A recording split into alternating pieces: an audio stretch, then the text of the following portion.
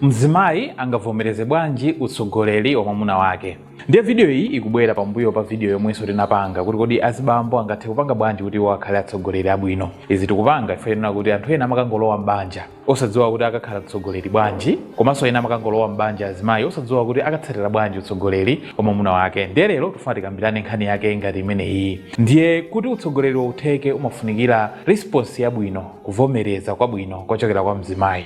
Mzimayi ngati sakuvomereza utsogoleri wochokera kwa mwamuna wake, banja limakhala losokonekera. Ndiye wina aliyense m'banjamo akazindikira role imene ali nayo, udindo umene ali nawo, banja lija mumakhala mtendere, komanso banja limakhala kulemekezana, komanso limakhala banja labwino. Mosataya nthawi tiyambe ndi choyambirira, respect the role of leadership. Chimene chimafunikira kudziwa nchonena kuti pamafunikira choyambirira iweyo upange acknowledge, uzindikire udindo umene iweyo uli nawo nyumbamo. Ndiye zimachitika ndi chani? Umayeneka upewe kupikisana for control. Pali ena amafuna kuti mkazi ndi amene azipanga control, azilamula zochitika za mnyumba. Mwamuna at the same time afuna azipanga control, azilamula zochitika za mnyumba. Ndiye competition iyi ikabwera, palibepo chimene chingakhale, palibepo banja labwino limene lingakhale. Ndiye mzimayi apange bwanji? Imafunikira mupange support ziganizo zimene mwamuna wanu amapanga for the family's good. Ndifa ziganizo zonse zimene akupangazo zibweretsa ubwino m'banjamo. Ndiye ulemu sikuti umatanthauza kunena kuti ndiye kuti ndinofoka ayi, komano inuyo ndino amphamvu kwambiri. Pompasa wina respect ndi kumugonjera kuti utsogoleri wake ugwire ntchito mnyumbamo. Chinthu chachiwiri chimene mzimayi akuyenera achipange povomereza utsogoleri wa mwamuna wake ndiko kupanga communicate with calmness. Azibambo nthawi zambiri amafuna mzimayi amene amakhala polite, wa ulemu. Akamayankhula amapanga address ndithu mwa calm komanso mwa polite. Ndiye chimachitika nchani? Simukuyenera kuti muzikhala munthu woyankhula motukwana kapena molalata. Pali azimayi ena amati akatere ndiye kuti alalata, akweza mawu. Komanso pali nthawi zina zofunikira zimene mmayeneka muyankhulane ndi mwamuna wanuyo. So mukhale ndi toni yabwino, muzidziwa kuti kodi ndi nthawi iti yabwino yoyankhulana ndi mwamuna wanga. Simungamuyankhule mwamuna wanu pamaso pa anthu ena ndiye musayembekezere kuti mwamuna wanuyo akumvani zimene mufuna mumuze inuyo. Ndiye sizifunika kumpanga ataki mwamuna wanu, komano zimafunika kupanga naye discuss, kukambirana naye, kupanga na reason, wina apereke mzeru, wina apereke mzeru. So kuti nthawi zonse zimene mzeru za mwamuna zikuyenera zigwire ntchito mnyumbamo, komanso mkazi akapereka mzeru zabwino mwamuna amatha kuzilenga, komano zimatengera kuti kodi mzeruzo munazipanga present motani.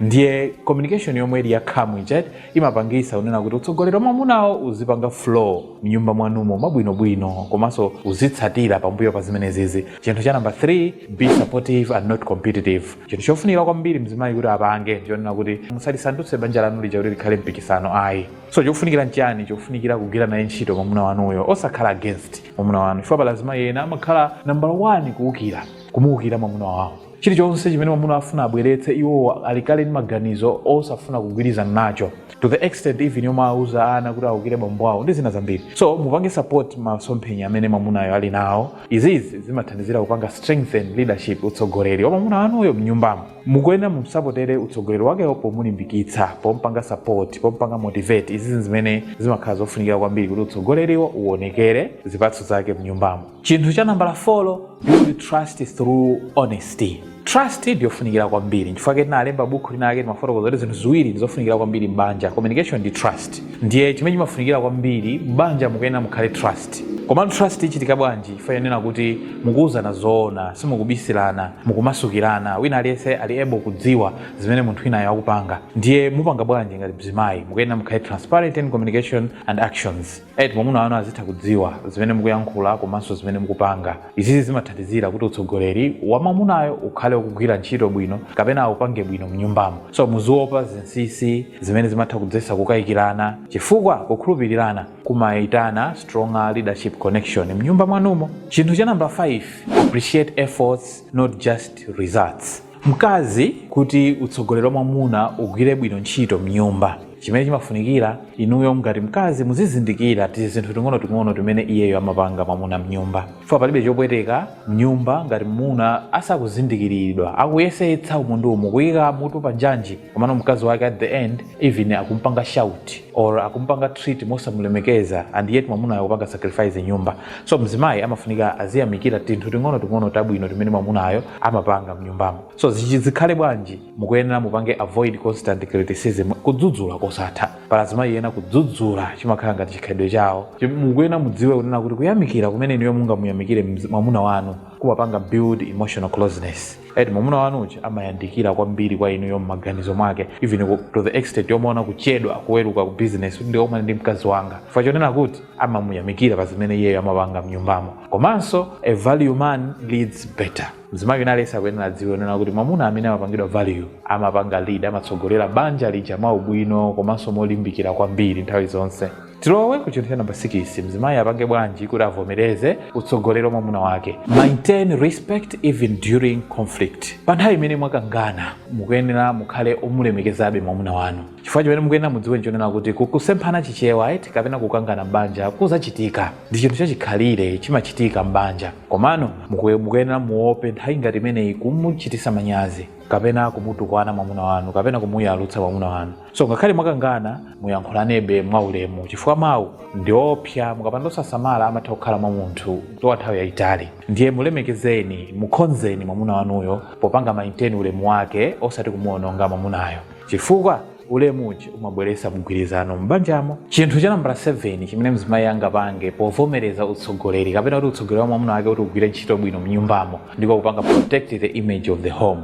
Mzimayi amayeneka akhale munthu oyambirira osapanga expose banja lake pa maissues a mbanja unnecessarily. So zimakhala bwanji zimafunika upewe kuyankhula zinthu za negative, zinthu zoyipa zokhuzana ndi mwamuna wako kwa anthu akunja. Faba lazima yena makatha za kukhosi kwawo zoyipa za mwamuna wawo, amuna aja kuchipinda samatha, ola matani, zambiri zoyipa ndi mauza anzanu amene mkwauzawo kaya ndi even makolo anu kapena mkwauza anthu ena ake. So mzimayi amayeneka akhale oyambirira kuteteza banja lake kugulu. And so mukuyenera mupange solve ma issues anu privately ngati banja, chifukwa chimene mungadziwe iniyo ngati mukuteteza nyumba yanu chimene chimakhala chinthu chachikulu chotetezeranso banja lanu. Chinthu cha namba 8 chimene mukuyenera mupange ngati mzimayi, encourage growth, don't demotivate. Mzimayi akuyenera akhale munthu oyambirira kupanga support improvement ya mwamuna wake, even kusakasaka njira, amuna anga bwanji mutaphunzirako izi, bwanji mutaonjezera skill iyi, palika business yaka bwanji mutakayeseraka mwako. Ndi mmene mzimayi akuyenera apange kupanga support growth, kupanga encourage growth, kulimbikitsa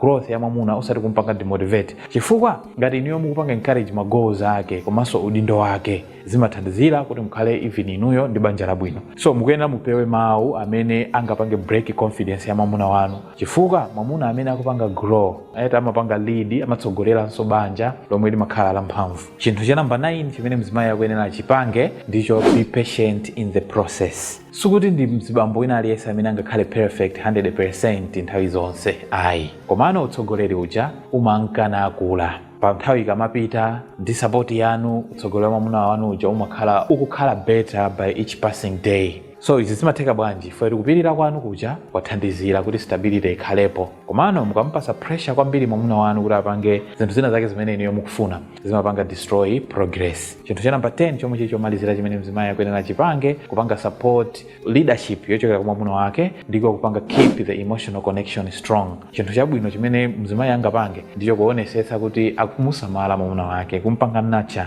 kumpanga care with warmth, kumuchengetera mwamuna, osati mulole kakaigo kanu kakuzitukumula kwanu kuti kapange block chikondi mbanja mwanu, chifukwa emotional connection ichi imalimbikisa leadership ya mwamuna wanuyo mbanjamo komanso kukhala ndi a stronger family. Komanso mukuyenera mudziwe nena kuti chikondi chimalimbikisa leadership, and leadership ikalimbikitsika through chikondi ndiye kuti zonse zoyenda mbanja zimakhala zikuyenda mwaubwino. Ndiye kupanga summarize video imene iyi ndionena kuti mukuyenera mumulemekeze mwamuna wanu popanda kuopa mantha ena aliwonse, mumulemekeze foti zikuchokera mu mtima mwanu, ndiye kuti respect imene iyi imakhala kuti ndi yeniyeni. Mumpange support mwamuna wanu osati kupikisana naye, komanso mukuyenera muonesese kunena kuti mukamalumikizana naye mwamuna wanuyo pasamakhale mkangano wina uliwonse. Komanso bweretsani chikondi mnyumba mwanumo popanda kubweretsa kakuzimva kapena kuti ka ego. Mzibambo amene angakhale wamphamvu mbanjamo ngati mtsogoleri amatsogolera bwino banja lanu iniyo mukakhala kuti mukumulemekeza mwamuna wanuyo.